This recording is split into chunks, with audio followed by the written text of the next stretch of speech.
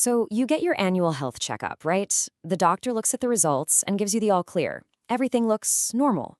But have you ever stopped to wonder if normal is really telling you the whole story? What if those standard tests are actually missing the key data that defines your energy, your resilience, your real performance potential? Well, today we're going to look way beyond that single number. Here's the game plan. We're going to start by unpacking what I call the one number problem. Then we'll dive below the surface to see what's really going on with our hormones. From there, we'll build out a full dashboard of what you should actually be measuring, and we'll redefine the crucial difference between normal and optimal.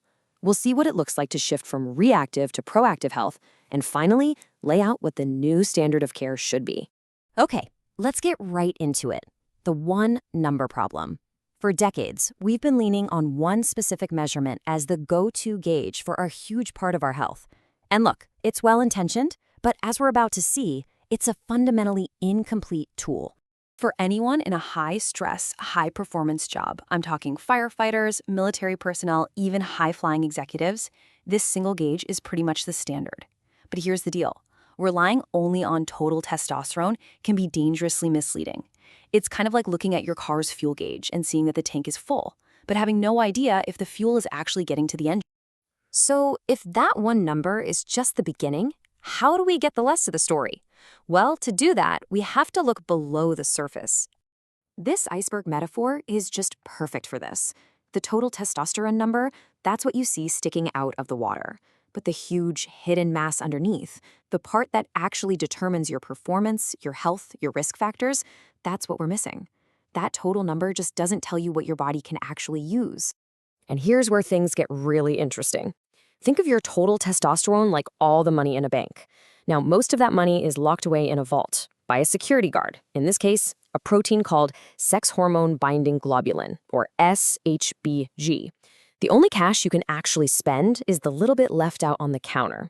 That's your free testosterone, the active hormone that actually affects your muscles, your brain, and your mood. You can have a normal total level, but if it's all locked up, you're gonna feel the effects of being low. And this is exactly why it matters so much. All the things that come with a demanding job, chronic stress, not enough sleep, inflammation, they all tell your body to produce more of that security guard protein, SHBG. So as SHBG goes up, your usable, free testosterone goes down. If you're not measuring SHBG, you are completely flying blind. All right, so we've seen the problem with just having one gauge on the dashboard. Now, let's build a solution. Let's create a full dashboard that gives us the complete, actionable picture of our hormonal health. First up, estradiol. Now, I know what you might be thinking. Isn't that a female hormone? Well, not so fast. In men, the body actually converts some testosterone into estradiol, and it's absolutely essential for things like bone health, heart health, even your brain function. The key word here, though, is balance. Too little is bad, but too much can cause problems too. Measuring it tells us if that whole conversion process is working the way it should. Next on our dashboard is DHEA. You can think of this as your body's main stress buffering shield. It's a foundational hormone that supports your resilience. But when you're under chronic stress, it just gets depleted, leading to fatigue and making it harder to tolerate more stress. A low DHEA level is a huge red flag for adrenal strain, and it's a piece of the puzzle that almost always gets missed. And to really round out the picture, we've got to look at DHT, or dihydrotestosterone. This is another really potent metabolite of testosterone. Understanding your DHT level gives us critical insight into how your body is processing hormones, which connects to things like prostate health and even how your body handles issues like insulin resistance.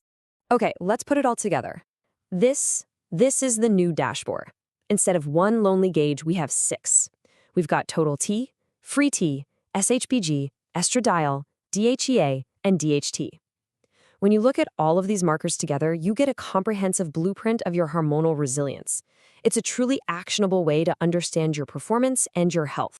Now, having the right data is one thing, but honestly, interpreting it correctly, that requires a pretty major mindset shift. This is really about challenging what it means to be healthy in the first place. And the core of this whole shift is right here. You see, conventional lab ranges are massive. They're designed to catch outright disease.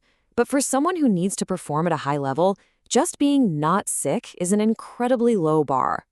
You can be smack in the middle of that normal range, but still be functioning way below your potential. dealing with fatigue, slow recovery, and brain fog. This breaks it down perfectly. The old conventional goal is reactive. It's about preventing or identifying disease after it's already a problem. The new optimized goal, that's proactive. It's about actively building resilience and reaching your absolute peak physiological potential. It's a completely different ballgame.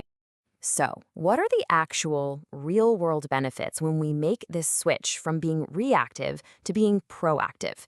Let's take a look at how this plays out for both individuals and the teams they're a part of. For the individual, the benefits are things you can actually feel. We're talking about better energy and recovering way faster from demanding tasks.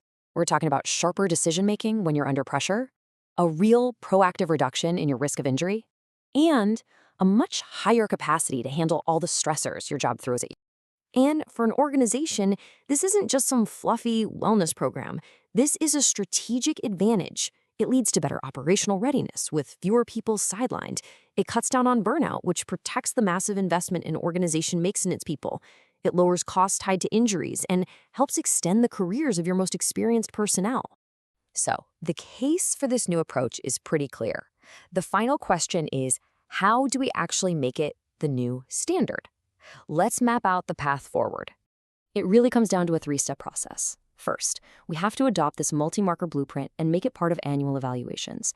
Second, we have to educate everyone, from the individuals themselves to the doctors, on how to interpret these results in a performance-focused way. And third, we have to support the whole shift by building a culture that actually values proactive health. And I want to be crystal clear about this last point. This is not about pushing one specific solution, like hormone therapy. This is about accurate assessment.